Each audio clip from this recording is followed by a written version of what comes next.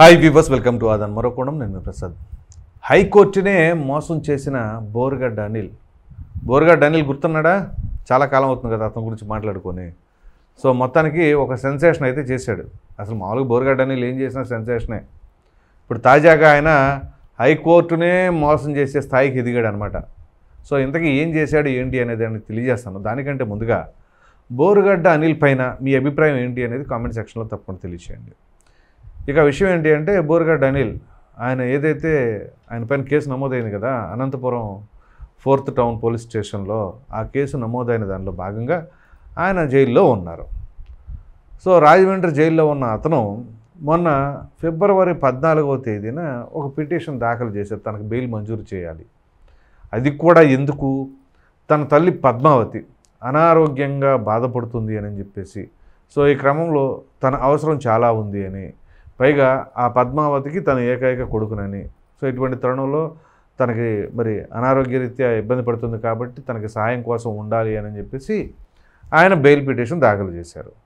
So ఈ క్రమంలో మరి కొంచెం మానవతా దృక్పథంతో ఆలోచిస్తారుగా ఎవరైనా. సో కోర్టు ఏం చేసింది? బెయిల్ మంజూరు చేసింది. ఫిబ్రవరి 15వ తేదీన ఆయనకి బెయిల్ మంజూరు చేస్తూ 28వ తేదీ సాయంత్రం 5 గంటలకల్లా మరలా జైలు సూపరింటెండెంట్ గారికి రిపోర్ట్ చేయమని చెప్పింది. సో అక్కడ వరకు రిపోర్ట్ చేశాడు. రిపోర్ట్ చేసిన తర్వాత ఏం జరిగింది? మరలా ఆయన మార్చి 1వ తేదీన ఇంకో పిటిషన్ దాఖలు చేశాడు. ఇప్పుడు పిటిషన్ దాఖలు చేసి ఇంకా తన తల్లికి ఆరోగ్యం కుదుట పడలేదు అని చెప్పేశాడు. పైగా దీనికి సపోర్టింగ్గా ఒక డాక్యుమెంట్ ఏంటి అంటే, గుంటూరు లలిత సూపర్ స్పెషాలిటీ హాస్పిటల్కి సంబంధించిన చీఫ్ కార్డియాలజిస్ట్ రాఘవ శర్మ ఆయన ఒక రిపోర్ట్ ఇచ్చారని, ఆ రిపోర్టు ఏంటి అంటే తన తల్లికి బాగాలేదని, ఈ క్రమంలో చెన్నై అపోలో హాస్పిటల్కి తరలించాలి అని చెప్పేసి ఆయన ఇచ్చినట్లుగా. సో ఈయన కూడా ఆ ప్రూఫ్ సబ్మిట్ చేశారు. సో కోర్టు ఏం చేసింది? సరే ఓకే అని చెప్పేసి మరలా ఆయనకి బెయిల్ మంజూరు చేసింది. మంజూరు చేసి మార్చి 11వ తేదీ సాయంత్రం 5 గంటలకు మరలా జైలు సూపరింటెండెంట్ గారి దగ్గరికి వచ్చేసి రిపోర్ట్ చేయండి అన్నారు. ఇక్కడ వరకు బాగానే ఉంది కదా. సో అంటే రెండవసారి కూడా బెయిల్ మంజూరు చేసింది. ఇది కూడా మానవతా కోణమే. తల్లికి అనారోగ్యంగా ఉన్నప్పుడు ఖచ్చితంగా ఏ కొడుకైనా సరే ప్రక్కన ఉండాలని చెప్పేసి ఆ తల్లి కోరుకుంటుంది. పైగా ఈయన ఏకైక కొడుకు కాబట్టి బయట ఆయన ఎట్లాంటి వాడైనా తన తల్లి కొడుక్కి వాళ్ళిద్దరికీ మంచిగానే ఉంటుంది కాబట్టి ఓకే ఫైన్, బాగుంది. సో అయితే ఇక్కడ కోర్టు కొన్ని కీలకమైన కండిషన్స్ అని కాదు కానీ పోలీసులకు అయితే ఇన్స్ట్రక్షన్స్ ఇచ్చింది. ఇప్పుడు ఆయన పెట్టిన రిపోర్ట్ ఉంది కదా, ఏదైతే రాఘవ శర్మ డాక్టర్ గారు ఇచ్చారు, చీఫ్ కార్డియాలజిస్ట్, ఆ రిపోర్టు తన తల్లి అనారోగ్య పరిస్థితి నిజంగానే ఉందా లేదా ఇవన్నీ కూడా చెక్ చేయమని. మొత్తం చెక్ చేస్తే అవాక్కయ్యే వాస్తవాలు. ఒకటి, తన తల్లి ఆల్రెడీ హాస్పిటల్ నుంచి డిశ్చార్జ్ అయ్యి చాలా రోజులు అవుతుందంట, 2 వారాల దగ్గర అవుతుంది ఏమో, బహుశా సబ్జెక్టు కరెక్షన్ వారం 10 రోజులు అనుకోండి పోనీ. 2, పోలీసులు అక్కడ హాస్పిటల్కి వెళ్ళటం, ఏది ఈ లలిత సూపర్ స్పెషాలిటీ హాస్పిటల్ దగ్గరికి వెళ్ళి ఆ చీఫ్ కార్డియాలజిస్ట్తో మాట్లాడితే అసలు తన ఆ రిపోర్టే ఇవ్వలేదు అని చెప్పేసి ఆయన వాంగ్మూలం ఇచ్చాడు. సో అంటే ఇది fake report. Raghava Sharma chief cardiologist doctor Raghava Sharma రిపోర్టే ఇవ్వలేదని చెప్పేసి ఆయన అన్నాడు. సో ఇక్కడ తల్లి ఏమో డిశ్చార్జ్ అయ్యి ఉండే హాస్పిటల్ నుంచి, ఇచ్చిన రిపోర్ట్ ఏమో ఫేక్ రిపోర్ట్ అయ్యింది. పోనీ అసలు బోరుగడ్డ అనిల్ ఎక్కడున్నాడు ఏంటి అంటే ఆచూకీ లేదంటే ఇప్పుడు. కోర్స్ మార్చి 11వ తేదీన ఆయన వచ్చి అటెండ్ అవ్వాలి, ఇది జైలు సూపరింటెండెంట్ దగ్గర. ఈరోజు 7వ తేదీ. సో రేపు 11వ తేదీన ఆయన వచ్చి ఖచ్చితంగా అటెండ్ అవుతాడు, అది వేరే విషయం. కానీ ఈలోపు ఫోనే పనిచేయట్లేదు. అంటే ఆల్రెడీ కోర్టు ఏం చెప్పింది? అసలు ఇతను ఇచ్చిన రిపోర్ట్ కరెక్టా కాదా అనేది ఎంక్వైరీ చేయమంటే ఆ ఎంక్వైరీలో మనోడు ఫేక్ రిపోర్ట్ పెట్టాడు అని చెప్పేసి తేలింది. అంటే తల్లి ఆరోగ్యాన్ని లేకపోతే అనారోగ్యంగా ఉంది అని చెప్పేసి అడ్డం పెట్టేసుకొని చట్టాల్లో ఉన్న లొసుగుల్ని, కోర్టుల్లో న్యాయస్థానాల్లో ఉన్నటువంటి లొసుగులన్నింటినీ కూడా వాడేసుకోవాలి అనే ప్రయత్నం కాదా? ఇలా 1, 2 వైసీపీ వాళ్ళకి టక్కన ఇట్లాంటివన్నీ కూడా బాగా స్ట్రైక్ అవుతాయేమో. మీకు గనక గుర్తున్నట్లయితే వైఎస్ వివేకానంద రెడ్డి గారి హత్య కేసుకు సంబంధించి మరి ఆయన అరెస్ట్ చేయాలి అని చెప్పేసి అన్న తరుణంలో అవినాష్ రెడ్డి ఏం చేశాడు? తన తల్లికి అనారోగ్యంగా ఉంది అని చెప్పేసి కర్నూలు విశ్వభారతి హాస్పిటల్లో జాయిన్ చేసిన ఎపిసోడ్ గుర్తుంది కదా. ఇప్పుడు దాని తర్వాత బోరుగడ్డ అనిల్ ఈయనైతే ఏకంగా జైలు నుంచే పిటిషన్ పెట్టుకొని బయటకు వచ్చేసాడు.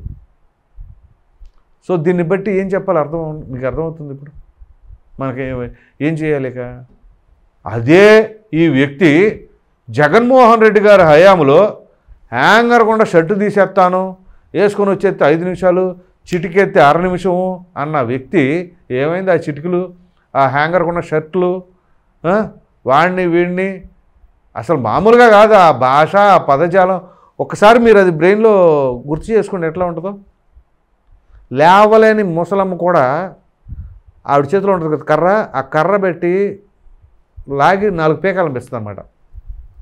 అంత కోపం తెప్పిస్తాయి ఆ వ్యాఖ్యలు, ఆ కామెంట్లు, ఆ బాడీ లాంగ్వేజ్, ఆ విధానం. ఈ పెద్ద రౌడీ షీటర్ లాగా జనాల్ని భయభ్రాంతికి గురి చేయటం, ఆడెంత ఈడెంత, ఆ భాష పదజాలం.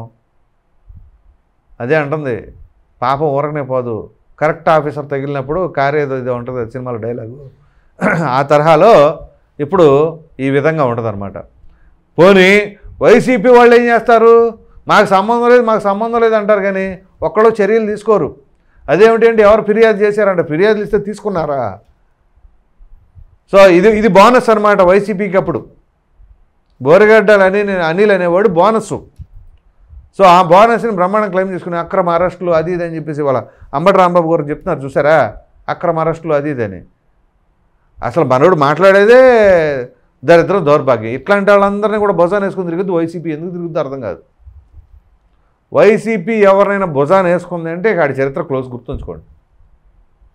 పైగా 1, 2 ఇప్పుడు పోసాన్ని ఏం చేశారు?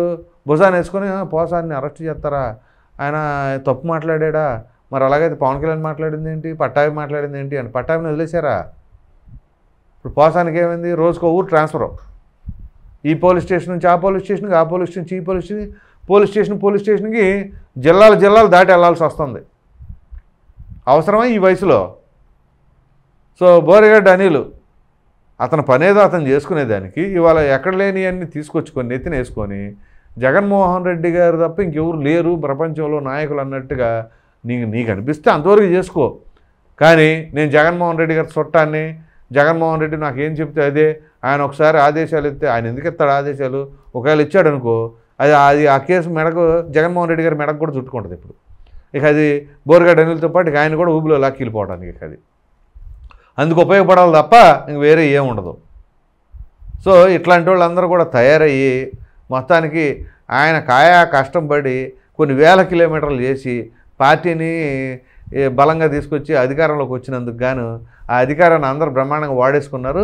దానికి తగినట్టుగా జగన్మోహన్ రెడ్డి గారు కూడా మరి ఫ్రీ హ్యాండ్ ఇచ్చారో, సపోర్ట్ ఇచ్చారో, ఏం చేశారో తెలియదు, కానీ ఇది ఓవరాల్గా అట్లా జరిగిందనమాట.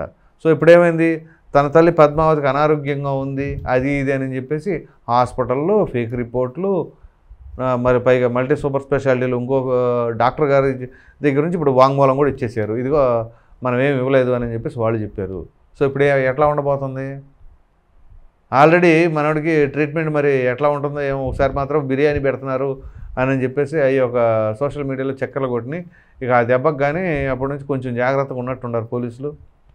సో మరి మొత్తానికి ఏం జరిగింది ఏమో తెలియదు, కానీ బోరగడ్డ అనిల్కి అయితే జైలు ఫుడ్ పడలేదో ఏమో.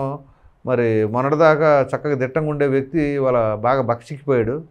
సరే అతను ఎలా ఉంటే ఏమైందిలే, కానీ ఎలా ఉన్నా కానీ కోర్టులను తప్పుదోవ పట్టించడం, ఫేక్ రిపోర్ట్లు సబ్మిట్ చేయడం అంటే ఇది చాలా తీవ్రంగా పరిగణిస్తుంది కోర్టు.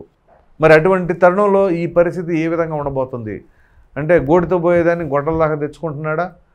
ఏదో చిన్న కేసు ఇక కొన్నాళ్ళకి బెయిల్ వచ్చేసే పరిస్థితి నుంచి ఇక బెయిల్ వచ్చే పరిస్థితే కనిపించకుండా చేసుకున్నారా ఏమైనా బోరగడ్డ అనిల్? మరి ఏం జరగబోతుంది చూద్దాం.